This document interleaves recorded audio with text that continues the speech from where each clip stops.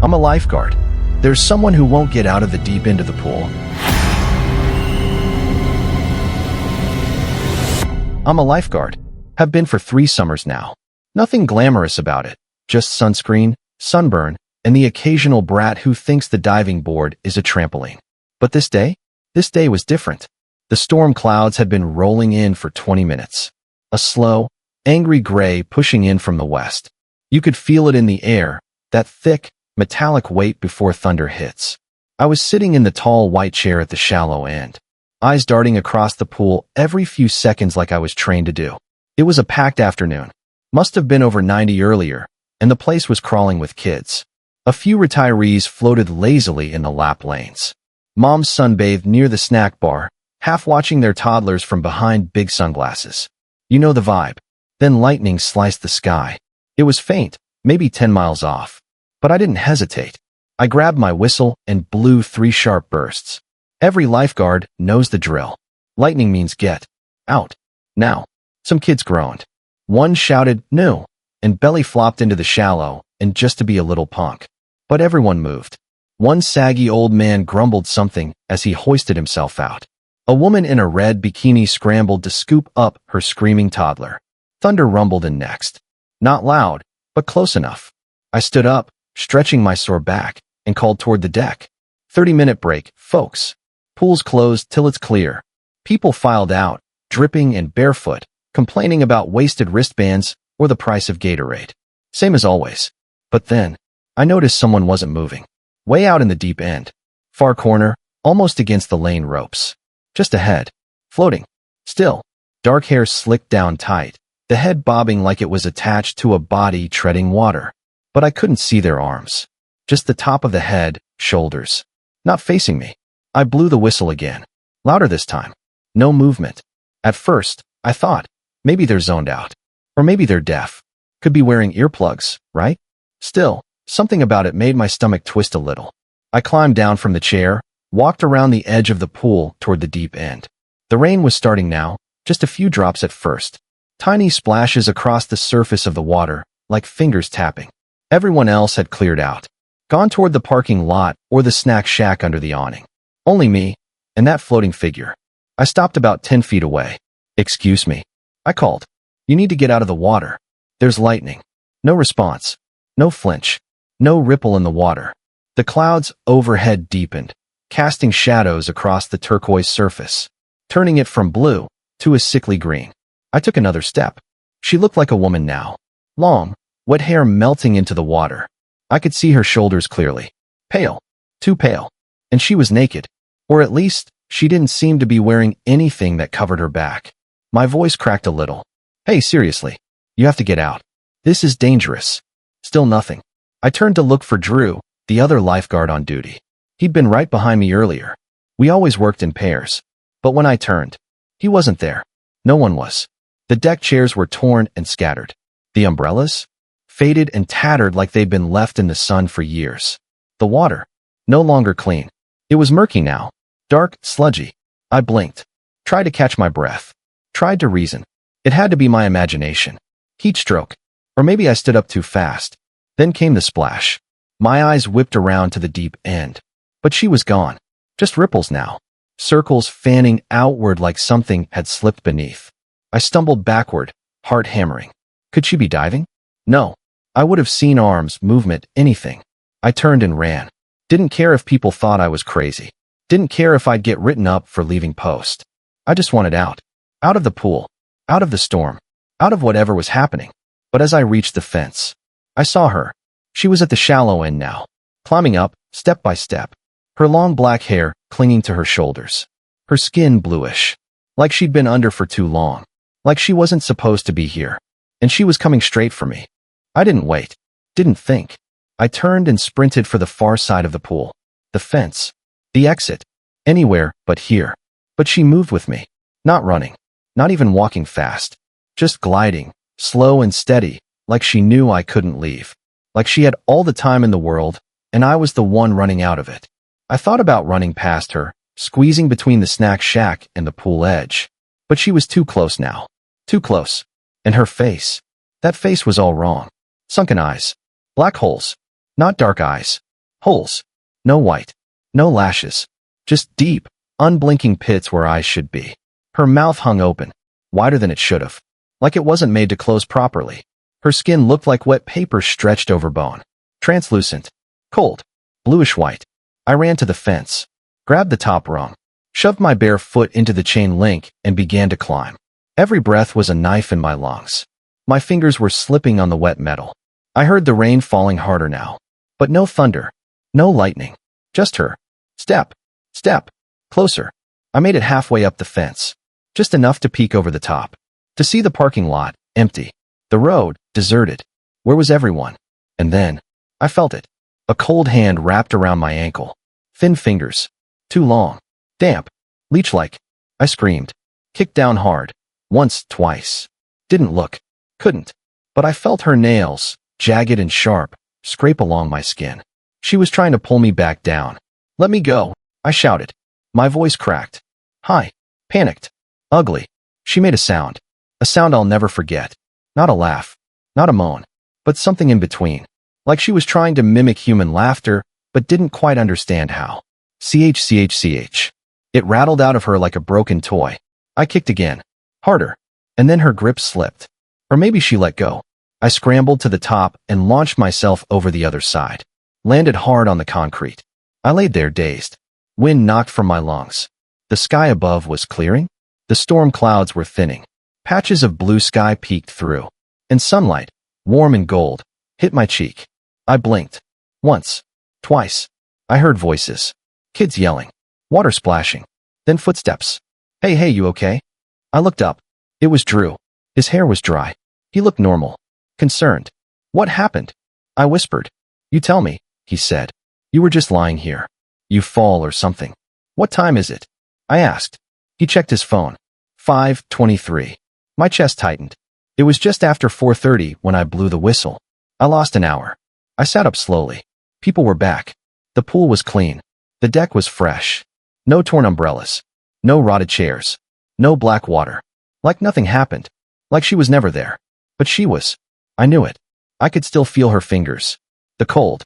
The pressure. And the sound. That awful ch sound. Drew helped me up. Told me to take a break. Said maybe I got dizzy from the heat. Maybe I fainted. But I knew better. I went home that night. Tried to shake it. Tried to tell myself it was heat stroke. Or a hallucination. But I couldn't shake the feeling. Like something was still inside me. Watching. Waiting. And then, the sickness started. That night. I couldn't sleep. Every time I closed my eyes, I saw her. Not just her face. But the way she moved. Slow. Deliberate. Like she had nowhere to be, because I was already hers. I kept hearing that sound in my head. Not in my ears.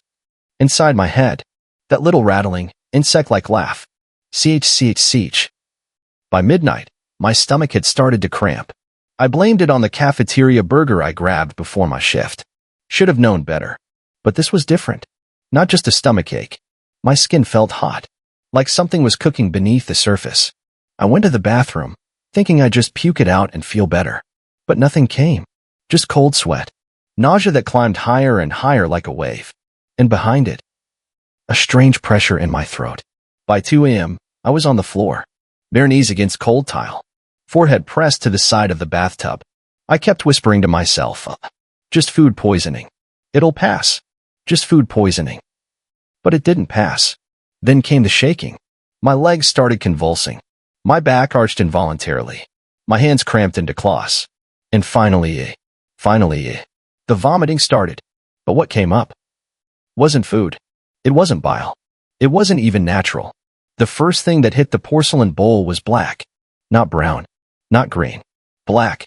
Thick. Like oil. Like something decaying. I screamed. Then vomited again. And again.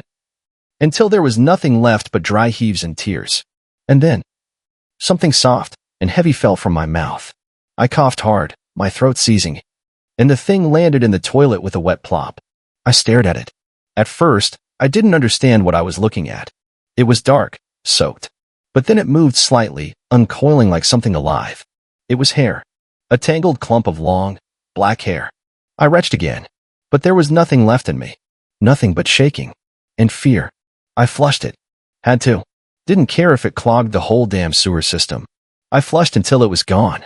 Then I crawled into the shower, still fully dressed, and sat there under the hot water, shivering, crying, trying not to remember what her hair felt like when it wrapped around my ankle. By morning, I looked like a ghost. Pale, eyes sunken. My hands were still trembling. I tried to tell myself it was a nightmare. All of it. The woman, the pool, the hour I lost, the hair. But the bruises on my ankle were still there. Thin, finger-shaped, dark. I wrapped them in a compression bandage and told my mom I fell climbing the fence. Not a total lie. I didn't go to work that day. Drew texted me twice, asked if I was okay. I left him on read. I wasn't ready to talk about it. Not yet. Because the truth was I didn't know what it even was.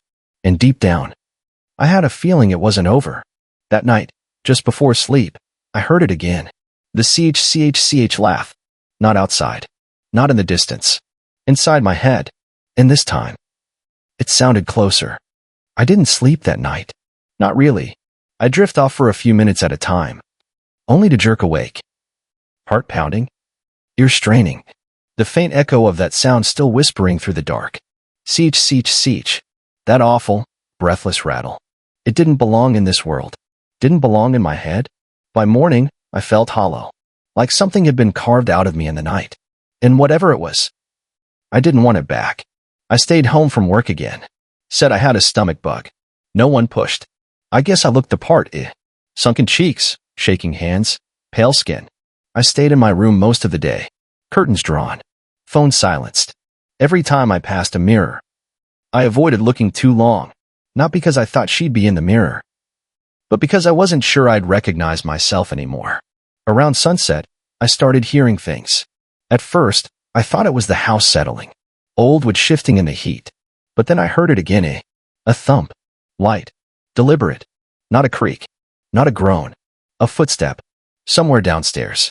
I froze. Held my breath. Listened. Another thump. Then, dragging. Something soft, like wet fabric sliding across tile. I grabbed my phone. Checked the front door camera. Nothing. Just the street. Quiet. Still. I got up. Pushed my bedroom door open slowly. The hallway was dark. Silent. Too silent.